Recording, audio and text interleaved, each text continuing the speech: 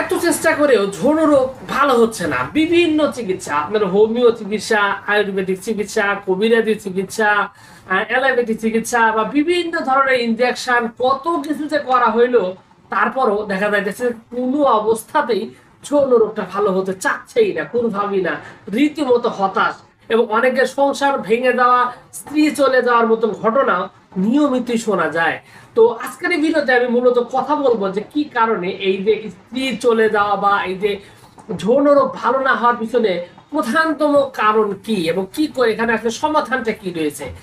প্রথম কথা হলো যে এখানে এই রোগ ভালো করার আগে আপনার কিছু ভুল রয়েছে, এই ভুলের কারণেই আপনার রোগটার সমাধান হচ্ছে না। দ্বিতীয়ত হলো এই ভুল সংশোধন কি করবেন। প্রথম কথা হলো যে আপনি ভুয়া চিকিৎসার মধ্যে পড়ে আপনার সবচেয়ে বড় ক্ষতিটা করে ফেলেছেন। যৌন রোগ সেটা হতেই পারে, এটা যে কোনো কারণে আপনার পুরুষত্ব কমে যাওয়া, বীর্য পাতলা, অল্পতেই বীর্যপাত হয়ে যাওয়া, টাইমিং এর সমস্যা, সময় কম, অল্পতেই দেখা যায় যে মিলিয়নের যে সহবাসের টাইম সেটা একেবারে কম, অসন্তুষ্টি, তার কারণে মানে সে পুরোপুরি মানে একদম মানে বলা চলে যে অসন্তুষ্টির মধ্যে রয়েছেন। তো এগুলো আসলে স্বাভাবিকভাবে হতে পারে। আর পিছনে যদি দেখা যায় যে আপনার যদি দেখেন অতিরিক্ত হস্তমৈথুনের অভ্যাস থাকে, আবার যদি দেখা যায় যে বয়সটা একটু বেড়ে গেছে, ধরেন 18-19 বছর বয়সে বিয়ে করছে, এখন বয়স চলতেছে 40, এই সময় এসে দেখা যায় যে যৌন সক্ষমতা আগের মতো নাই, অনেক কমে গেছে। তো এইরকম যে কোনো কারণে কমে যেতে পারে। তো কমে যাওয়ার ফলে ওই সময় আমরা কি করি, অনেকে চিকিৎসা নেই। তো চিকিৎসা নেওয়ার জায়গাটাই আমাদের প্রধানতম ভুল। আমরা প্রথমত চেষ্টা করি একটু হার্বাল টাইপের ওষুধ খাওয়ার জন্য। সত্যিকার অর্থে হার্বাল ওষুধ মানুষের জন্য ক্ষতিকর নয়, এটা মানুষের জন্য একটা ভালো চিকিৎসা পদ্ধতি। কিন্তু সমস্যাটা হলো অসাধু লোকজন এই হার্বালের নামে বাজারে কিছু ওষুধ তারা দিয়ে দেয়। সেই ওষুধগুলোর মধ্যে রয়েছে স্টেরয়েড, আপনার ভাইগ্রা জাতীয় কেমিক্যালস, যেমন আপনার ধরেন বিভিন্ন ধরনের সিরাপ রয়েছে, বিভিন্ন ধরনের ট্যাবলেট রয়েছে। তো এই সমস্ত ঔষধপাতি প্রথম খাওয়া শুরু করে, খাওয়ার পরে খুব ভালো রেজাল্ট, খুব খুশি, মারাত্মক খুশি। পরবর্তীতে দেখা যায় যে এটা কন্টিনিউ করার পরে ওই ওষুধ আর তার মধ্যে কাজ করে না। তো তখন কি করে, সে আবার যায় কবিরাজের কাছে। কবিরাজ যাওয়ার পর কি করে, কবিরাজও তাকে হালুয়া দেয়, বিভিন্ন ধরনের পাউডার দেয়, তার মধ্যে এই আপনার এই ভাইগ্রা রয়েছে। তখন দেখা যায় যে এমনিতেই তো তার ডাউন ওইটা মানে ওই কেমিক্যালসটা তার শরীরে আপনার রেজিস্ট্যান্স করার কারণে, তো পরবর্তীতে এখানেও এসে দেখা গেল যে আবার সেই রেজিস্ট্যান্স হয়ে গেল। এরপরে আবার সে কি করতেছে, সে আবার অন্য জায়গায় যায়, আরেক ডাক্তারের কাছে, লাস্টে হোমিওপ্যাথিকের কাছে আসে। হোমিওপ্যাথি ডাক্তার কাছে এসে বলতেছে ভাই আমি তো একবারে শেষ, আমার দ্রুত সমাধান দরকার।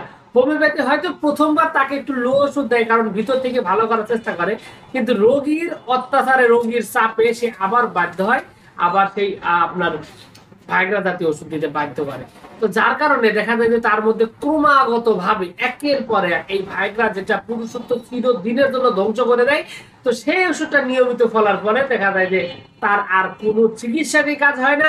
দুনিয়ার যত ওষুধ রয়েছে, যত ধরনের কবিরাজি, হার্বাল, হোমিও, অ্যালোপ্যাথি, কবিরাজি, অপারেশন, 14 গোষ্ঠী করেও দেখা যায় তার যৌন সক্ষমতা আর ফিরে আসে না। তো এটা হচ্ছে প্রধানতম সমস্যা। তো এখন বিষয়টা হলো যে আপনি যদি এখান থেকে বের হয়ে আসতে চান, এই ক্ষেত্রে আপনাকে কি করতে হবে। এক্ষেত্রে আপনার প্রথম কথা হলো আপনাকে আগে স্থির হতে হবে। প্রথম কথা হলো আপনাকে আগে রিল্যাক্স হতে হবে, যে যা হয়েছে হয়েছে, এবার স্টপ। এবার কি করতে হবে, এবার একজন অভিজ্ঞ একজন হোমিওপ্যাথিক ডাক্তারের কাছে যাবেন, এবং যার কাছে গিয়ে আপনার পুরো ডিটেলস বর্ণনা দিবেন একদম শুরু থেকে শেষ পর্যন্ত। দেওয়ার পরে যে কাজটা করবেন, এখানে কিছু ঔষধ রয়েছে আপনাকে রিকভারি করার মতো।